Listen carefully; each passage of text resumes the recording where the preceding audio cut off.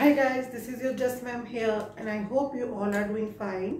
तो बच्चों, आज हम एक क्लास 11th की बुक में से चैप्टर 1 में से बहुत ही बेसिक कंसेप्ट्स हैं केमिस्ट्री के, उनको 3 कंसेप्ट्स को मैं आज डिफाइन करने वाली हूँ क्लास में। हम उनके बारे में आज समझेंगे and then we will start with our next topics. Okay, so जो 3 कंसेप्ट जो हम आज की क्लास में लेने वाले हैं उसमें से जो फर्स्ट कंसेप्ट है that is percentage composition. Okay, today we are going to deal with the percentage composition. What is percentage composition? Percentage composition क्या होता है? तो ये बहुत easy है बेटा, ठीक है? It is a very easy concept. क्या होता है ये कि the composition of each element present in a compound in per 100 parts by mass। ठीक है, आपके पास आपका कोई भी अगर एक कंपाउंड है तो उसके पर 100 में उसके जो कंस्टिट्यूएंट एलिमेंट्स हैं जिनसे आपका कंपाउंड बना है उनके मासेस का कंपोजिशन, उनका जो मासेस का पार्ट्स है पर 100 ग्राम में, उसे हम क्या कहेंगे? परसेंटेज कॉम्पोजिशन कहते हैं। ओके, मतलब हमें हर एक एलिमेंट जो आपके एक पर्टिकुलर कंपाउंड में प्रेजेंट है उन सभी एलिमेंट के मासेस का परसेंटेज निकालना है। ओके, तो वो जो परसेंटेज निकल कर आएगा हर एक एलिमेंट का, वो क्या कहलाता है? परसेंटेज कॉम्पोजिशन कहलाता है हमारे एक पर्टिकुलर कंपाउंड का। बहुत सिंपल टर्म है ये, पर बहुत इंपॉर्टेंट टर्म है केमिस्ट्री के रेस्पेक्ट से, क्योंकि बच्चों हमें जब किसी कंपाउंड का मॉलिक्यूलर फॉर्मूला पता लगता है, जैसे हम कहते हैं कि शुगर का मॉलिक्यूलर फॉर्मूला क्या है? C12H22O11। मॉलिक्यूलर फॉर्मूला क्या होता है वो भी मैं इसी क्लास में डिफाइन करने वाली हूँ। तो उसकी जो कैलकुलेशंस है, वो जो रिकग्नाइज होता है मॉलिक्यूलर फॉर्मूला, वो परसेंटेज कॉम्पोजिशन से ही होता है। एक्सपेरिमेंटली जब भी कोई कंपाउंड बनता है या हमें फाइंड आउट होता है तो उसमें जो क्या क्या एलिमेंट्स प्रेजेंट हैं पहले उनको पता किया जाता है कि क्वालिटेटिवली उसके अंदर क्या क्या एलिमेंट है, क्या उसमें कार्बन है, क्या उसमें हाइड्रोजन है, क्या उसमें सोडियम है। ओके, फिर उसके बाद जो एलिमेंट्स उसमें होते हैं उनको परसेंटेज हम निकालते हैं कि किस एलिमेंट का परसेंटेज कितना है, और उसी से फाइनली हमें जो हमारा सब्सटेंस है उसका मॉलिक्यूलर फॉर्मूला डिड्यूस करने में मदद करती है, जिससे रिलेटेड न्यूमेरिकल्स भी हमको पढ़ने हैं। न्यूमेरिकल्स हम नेक्स्ट क्लास में लेने वाले हैं, आज हम थियोरेटिकल पोर्शन लेने वाले हैं। तो एग्जांपल देखते हैं जल्दी से हम परसेंटेज कॉम्पोजिशन का। एक बहुत इजी एग्जांपल मैं यहाँ लेने वाली हूँ। सबसे पहले for example I am taking example of calcium carbonate. Okay, I am taking a very simple example of calcium carbonate to make you to understand easily. So now see, calcium carbonate हमें क्या निकालना है कि calcium carbonate के पर 100 ग्राम में अगर कितना भी कैल्शियम कार्बोनेट है आपके पास, तो उसके पर 100 ग्राम में आपके कैल्शियम, कार्बन और ऑक्सीजन का परसेंटेज कितना है, कितने पार्ट्स है उनके। ठीक है, वो इसका क्या हो जाएगा? परसेंटेज कॉम्पोजिशन हो जाएगा। तो सबसे पहले हम कैल्शियम का पूरा जो मॉलिक्यूलर वेट है वो निकाल लेते हैं यहाँ पे। तो हमारे कैल्शियम का जो मॉलिक्यूलर वेट है वो कितना आएगा? कैल्शियम का 40 प्लस कार्बन का होता है 12 एंड ऑक्सीजन का हो जाएगा हमारे पास 3 मल्टीप्लाइड बाय 16। ओके, तो फाइनली हमारे पास आने वाला है 100 ग्राम पर मोल। ओके, तो ये हमारे कैल्शियम कार्बोनेट का क्या है? टोटल मोलर मास है। ओके, अब हम देखते हैं कि ये जो टोटल मोलर मास है हमारे कैल्शियम कार्बोनेट का, उसमें हमारे जो इसके कंस्टिट्यूएंट एलिमेंट्स हैं, क्या क्या कंस्टिट्यूएंट एलिमेंट्स हैं हमारे पास यहाँ पे? Calcium, carbon and oxygen. इन तीनों का परसेंटेज कितना है, कितना पार्ट ये अपना कंट्रीब्यूट कर रहा है, तो वो इजीली हम निकाल सकते हैं। सबसे पहले हम कैलकुलेट करते हैं कैल्शियम के लिए। Okay, so percentage of calcium क्या हो जाएगा? कैल्शियम का mass that is 40 upon total mass of the substance that is 100 multiplied by 100। ठीक है, सिंपल परसेंटेज के फॉर्मूला से हमें परसेंटेज निकालना है।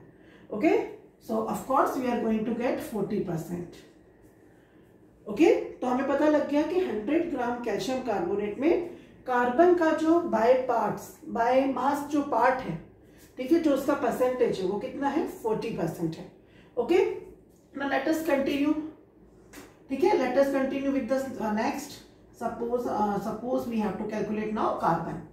ओके, तो कार्बन का कैलकुलेट करते हैं, तो क्या हो जाएगा, percentage of carbon is equal to the atomic mass of carbon is 12, so it will become 12 divided by 100 into 100 is equal to 12%. Right? Similarly, we calculate for oxygen. Okay, so let us calculate for the oxygen. So percentage of oxygen is equal to 3 atoms है हमारे पास oxygen के, तो 16 3s are 48, 48 divided by total mass of calcium carbonate multiplied by 100. So what we are going to get, 48%. तो ये हमारे calcium carbonate का क्या आ गया, परसेंटेज कॉम्पोजिशन। ओके, मतलब आपके पास किसी भी क्वांटिटी में अगर कैल्शियम कार्बोनेट है तो परसेंटेज वाइज उसमें 40% कैल्शियम का वेट होता है, 12% उसमें कार्बन का मास रहेगा एंड 48% उसमें ऑक्सीजन का मास रहेगा। ओके, ये हमारे एक इस पर्टिकुलर कंपाउंड का क्या है, percentage composition. Right, easy term है ये, सिंपल परसेंटेज के फॉर्मूला से हमें हर एक एलिमेंट का परसेंटेज निकालना है। ओके, एक और एग्जांपल हम देख लेते हैं यहाँ पे फटाफट से। ठीक है, let us continue with the one more example. Okay, एक और कंपाउंड में हम जो उसके कंस्टिट्यूएंट्स एलिमेंट्स हैं उनका परसेंटेज कॉम्पोजिशन निकाल कर देखते हैं। Okay, but of course percentage composition निकालने के लिए हमें एटॉमिक मासेस जो होते हैं हमारे एलिमेंट्स के, उनकी ज़रूरत होती है। तो वैसे मोस्ट ऑफ द जगह पे जैसे कोई रेयरली यूज्ड एलिमेंट है तो क्वेश्चन में आपको एटॉमिक मासेस गिवन होता है, लेकिन जो जनरल एलिमेंट्स हैं हमारे, जैसे कार्बन हो गया, हाइड्रोजन, नाइट्रोजन, ऑक्सीजन, सोडियम, इनकी जो एटॉमिक मासेस है वो हमको लर्न होनी चाहिए। तो आप जैसे जैसे प्रैक्टिस करते हो बच्चों, आपको एटॉमिक मासेस और एटॉमिक नंबर लर्न होने लगते हैं एलिमेंट्स के, इतनी ज़्यादा इसमें परेशानी नहीं आती है। ओके, तो let us continue. Let us find percentage composition of carbon, hydrogen and oxygen in glucose C6H12O6। Okay, ये जो हमारा कंपाउंड है glucose, we are very familiar with the formula C6H12O6, हमेशा हम पढ़ते आते हैं इस फॉर्मूला को। इसमें हमारा जो 3 एलिमेंट है ना, हमको पता है कि ग्लूकोज 3 एलिमेंट से बना है, carbon, hydrogen and oxygen. So now what is the percentage composition, what is the percentage of carbon, hydrogen and oxygen in glucose by mass? Okay, so let us calculate easily and quickly, easy and no issue. Okay, so first of all we will calculate for carbon, but before that we will calculate the molar mass of the glucose. So molar mass of the glucose will come 12 6 plus 1 into 12 plus 6 into 16. Okay, so 72 plus 12 plus 96, we are going to get 180 ग्राम पर मोल। Okay, ये हमारे glucose का क्या है, molar mass है। तो glucose का molar mass 180 होता है, ये आप लर्न कर लीजिए। Okay, because most of the places glucose हमारे सामने आता है as an example, so it's molar mass is 180। Okay, so let us find out now the percentage of carbon. Okay, by mass we are calculating of course. Okay, so how many grams of carbon are present here? 72. 12 6 are 72 because 6 carbon atoms are present in per molecule of glucose. Okay, so let us write down 72 divided by total mass of the glucose molecule, that is 180. You know, it is the total mass divided by 180 into 100. Right? So let us solve it. So it's an I think it's an easy calculation. 7200 divided by 180. Okay, so 0 to 0 cancel. Okay, and 720 divided by 18, we are going to get 40%. Okay, so the constitution of carbon is 40%. Carbon is present 40% in the glucose. Now let us calculate for the second element. What is the second element? It is hydrogen. Okay, so let us calculate percentage of hydrogen. So what will be the percentage of hydrogen? It will equal to mass of hydrogen, total atoms of hydrogen. So how many hydrogen atoms are there? 12. So we will write down 12, 1 into 12. The total mass of hydrogen will become 12. So 12 divided by total mass. The total mass of the glucose is 180 as we have calculated here. So 180 into 100. Okay. So when we are going to solve it, 1200 divided by 180, 0 to 0 cancel, 120 divided by 18. Okay, somewhat we are going to get 6.67%. Okay, 6.66666 we are going to get. So it can be 6.67%. Okay, now the third element. Let us talk about the third element. What is the third element? It is oxygen.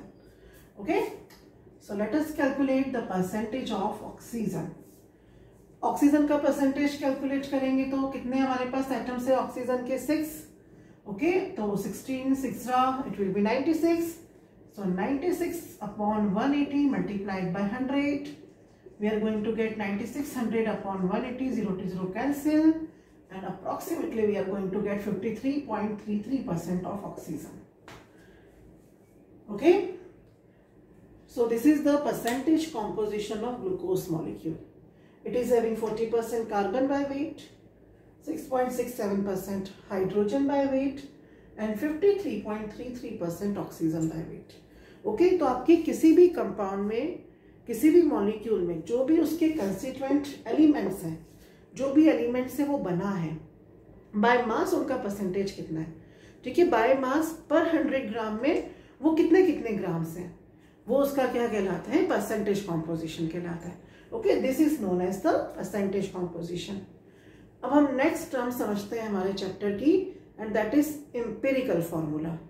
ठीक है, जो मैं second definition आज के आपको lecture में समझाने वाली हूँ कि एम्पिरिकल फॉर्मूला क्या होता है, and then we will move towards the molecular formula, that what is molecular formula of a compound. Okay, now let us see students what is empirical formula. देखो एम्पिरिकल फॉर्मूला क्या होता है बच्चों? The formula which represents the simple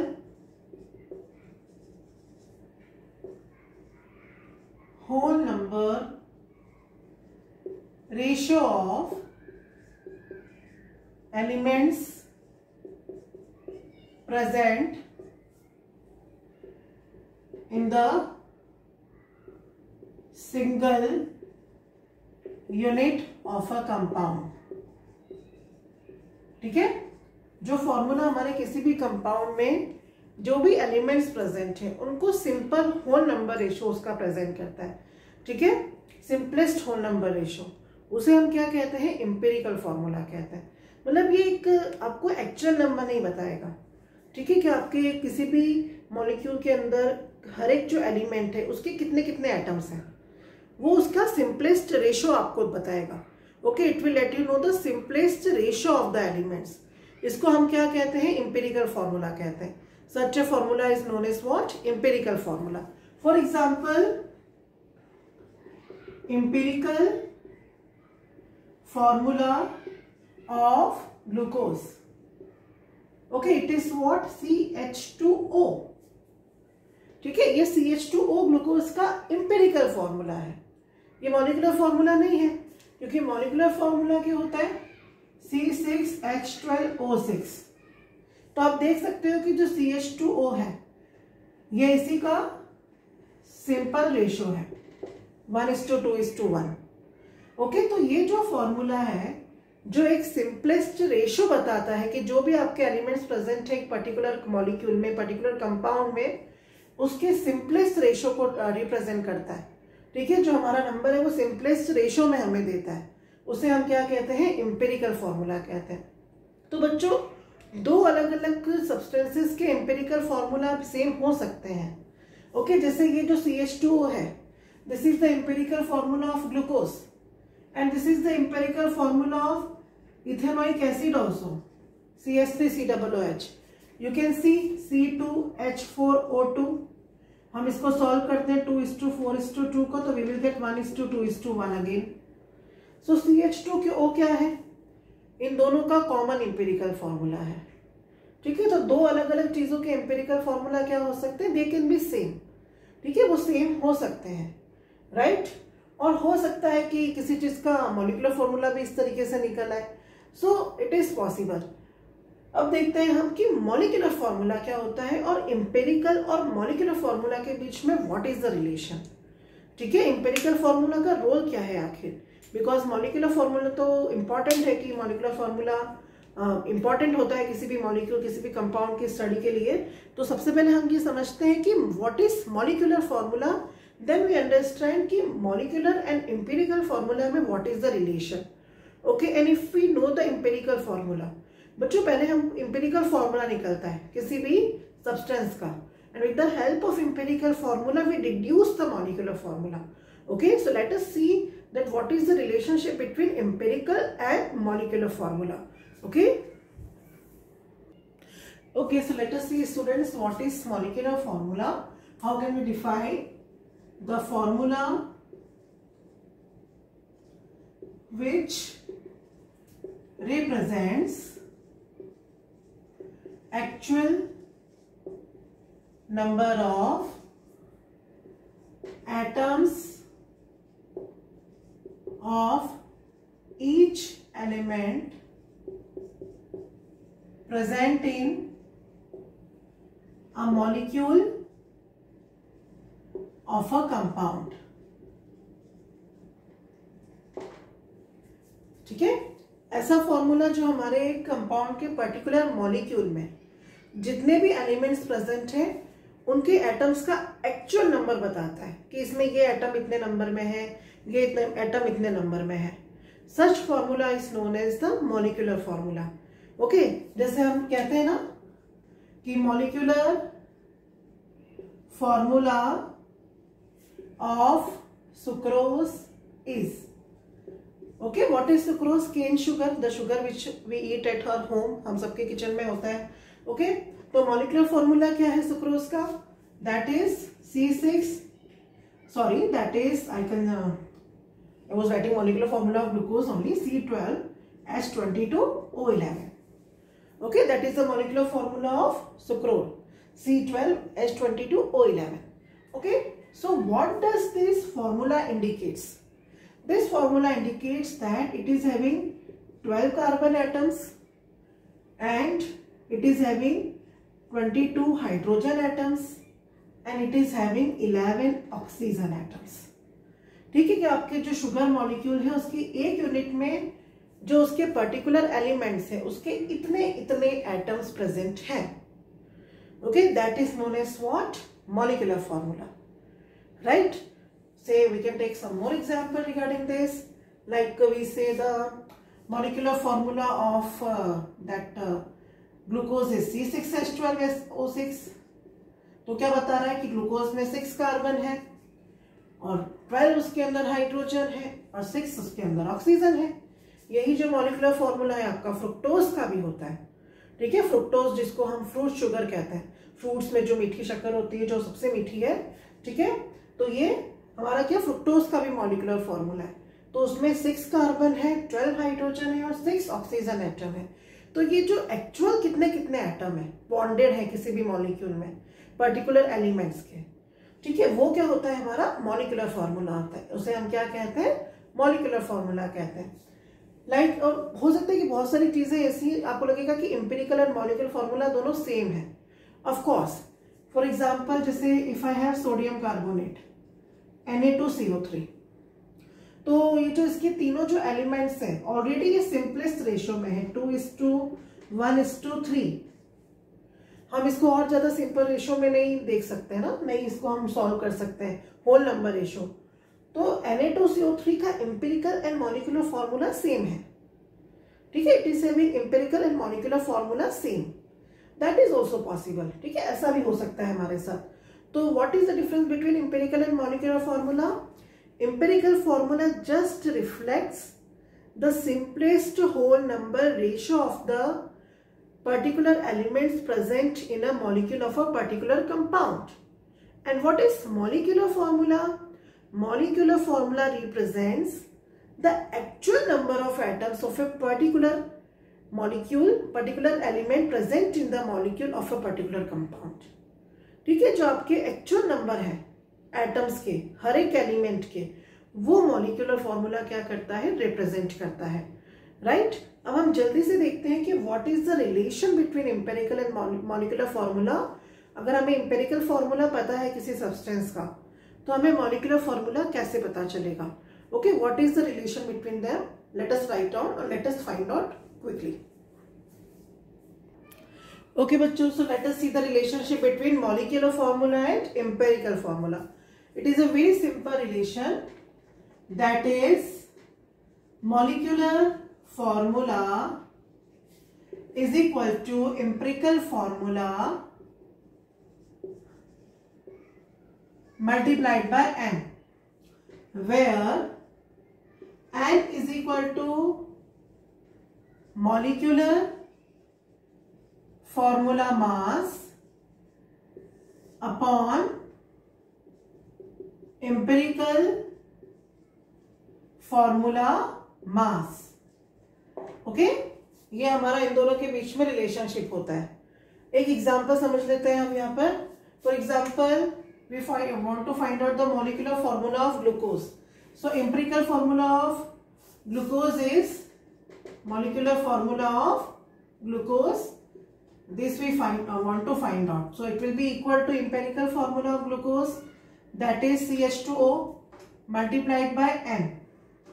So how we will find out the N? N is equal to what? Molecular formula mass. तो glucose का molecular formula mass क्या है? 180, जो इसका सिंपल molecular mass है वही। और empirical formula mass हम यहाँ से ले सकते हैं 12, 12 plus 2 14, 14 plus 16 30. So 180 divided by 30.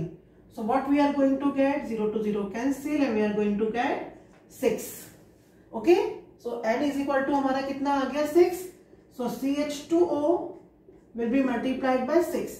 पूरा जो एम्पेरिकल फॉर्मूला है वो 6 से मल्टीप्लाई होगा। तो हमारे पास आंसर क्या आता है निकल कर? C6 2 6 are 12, H12O6.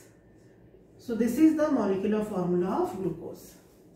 Okay, so this is a simple formula, simple relation, जिससे एम्पेरिकल फॉर्मूला निकलने के बाद मॉलिक्यूलर फॉर्मूला पता किया जाता है। और किसी भी सब्सटेंस का ये जो मॉलिक्यूलर मास है, इसके लिए स्पेक्ट्रोमेट्री, मास स्पेक्ट्रोमेट्री जैसी टेक्नोलॉजीज का यूज किया जाता है इसको कंफर्म करने के लिए।